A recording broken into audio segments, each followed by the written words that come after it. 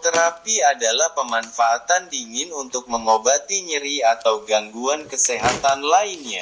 Istilah krioterapi digunakan untuk penggunaan terapi dingin yang sangat ekstrim, biasanya menggunakan cairan nitrogen untuk merusak jaringan. Beberapa jenis krioterapi yang ada antara lain meliputi cryosurgery, cryoablation atau targeted cryoablation. Krioterapi kadang dipakai untuk penanganan luka di kulit, seperti warts atau beberapa jenis kanker kulit. Terapi dingin dapat dipakai dengan beberapa cara, seperti penggunaan es dan cold baths. Terapi ini dipakai pada saat respon peradangan masih sangat nyata atau keadaan cedera akut. Pada terapi dingin, digunakan modalitas terapi yang dapat menyerap suhu jaringan sehingga terjadi penurunan suhu jaringan melewati mekanisme konduksi.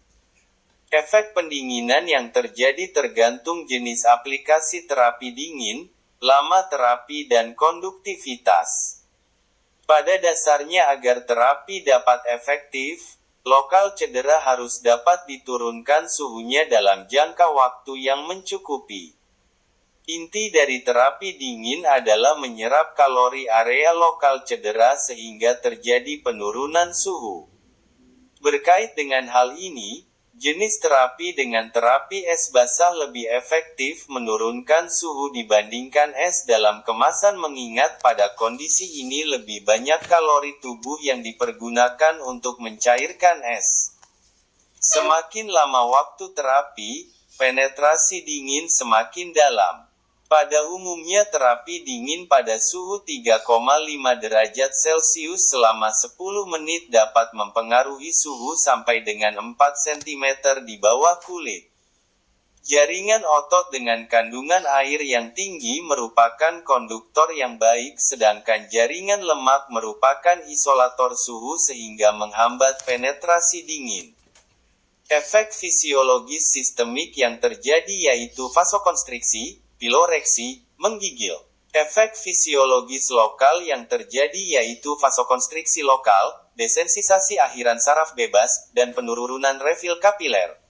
Efek terapeutik yang terjadi yaitu relaksasi otot, menghambat pertumbuhan bakteri, mencegah pembengkakan, mengurangi nyeri, dan mengurangi perdarahan. Terapi dingin dapat dipakai dalam beberapa bentuk, seperti penggunaan es dan cold baths.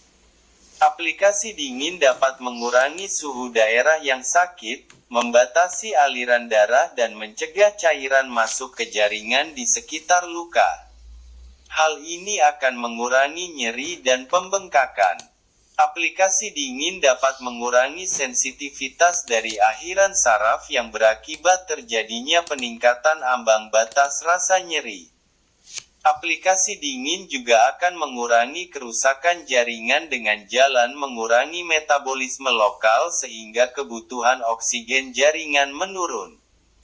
Respon neurohormonal terhadap terapi dingin adalah sebagai berikut: pelepasan endorfin, penurunan transmisi saraf sensoris, penurunan aktivitas badan sel saraf, penurunan iritan yang merupakan limbah metabolisme sel, dan peningkatan ambang nyeri.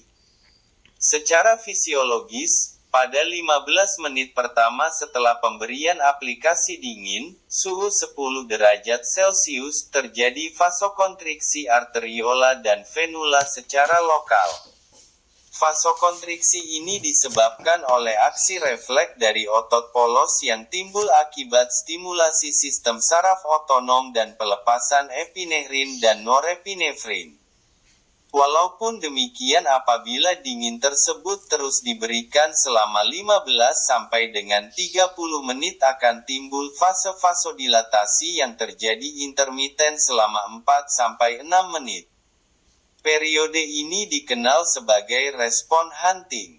Respon hunting terjadi untuk mencegah terjadinya kerusakan jaringan akibat dari jaringan mengalami anoksia jaringan. Selain menimbulkan vasokontriksi, sensasi dingin juga menurunkan eksitabilitas akhiran saraf bebas sehingga menurunkan kepekaan terhadap rangsang nyeri.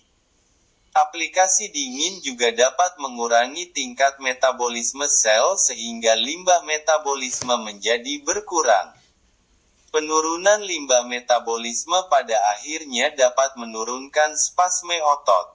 Respon kulit pada aplikasi dingin yaitu: tahap 1, waktu pemberian aplikasi dingin 0-3 menit, maka respon yang terjadi adalah sensasi dingin. Tahap 2, waktu pemberian aplikasi dingin 2-7 menit, maka respon yang terjadi adalah rasa terbakar dan nyeri. Tahap 3, waktu pemberian aplikasi dingin 5-12 menit, maka respon yang terjadi adalah anestesi relatif. Pada umumnya dingin lebih mudah menembus jaringan dibandingkan dengan panas.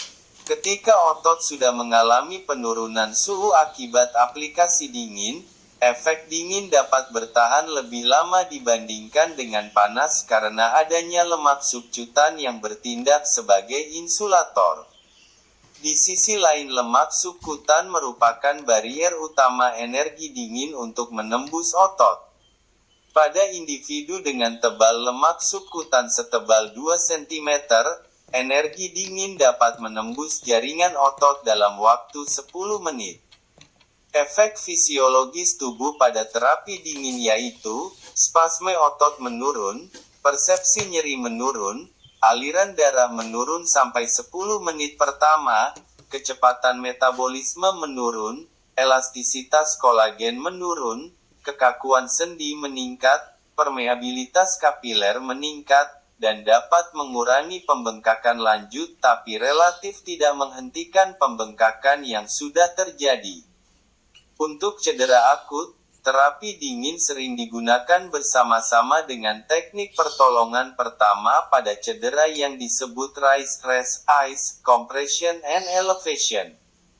Teknik ini meliputi mengistirahatkan bagian tubuh yang cedera, memberikan es selama 2 hari setelah cedera untuk mencegah pembengkakan luka, mempergunakan kompresi elastis selama 2 hari untuk mencegah pembengkakan, berusaha agar bagian yang cedera ada di atas letak jantung untuk mengurangi kemungkinan terjadinya pembengkakan.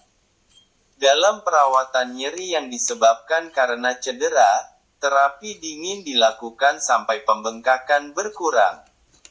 Terapi dingin biasanya digunakan pada 24-48 jam setelah terjadinya cedera dan dipakai untuk mengurangi sakit dan pembengkakan. Panas selanjutnya digunakan dalam fase rehabilitasi fase kronis.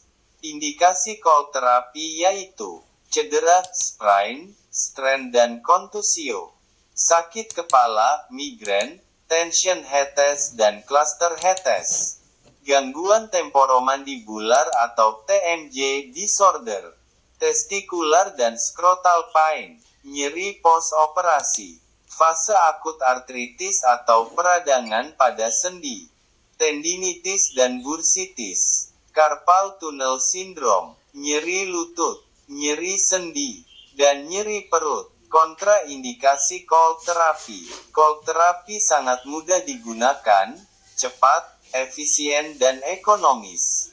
Akan tetapi terdapat beberapa kondisi yang dapat dipicu oleh cold therapy. Individu dengan riwayat gangguan tertentu memerlukan pengawasan yang ketat pada terapi dingin. Beberapa kondisi tersebut diantaranya adalah: pertama, Raynaud syndrome yang merupakan kondisi di mana terdapat hambatan pada arteri terkecil yang menyalurkan darah ke jari tangan dan kaki ketika terjadinya dingin atau emosi. Pada keadaan ini timbul sianosis yang apabila berlanjut dapat mengakibatkan kerusakan anggota tubuh perifer. 2. Vaskulitis atau peradangan pembuluh darah. 3. Gangguan sensasi saraf misal neuropati akibat diabetes mellitus maupun leprosi. Krioglobulinemia yang merupakan kondisi berkurangnya protein di dalam darah yang menyebabkan darah akan berubah menjadi gel bila kena dingin.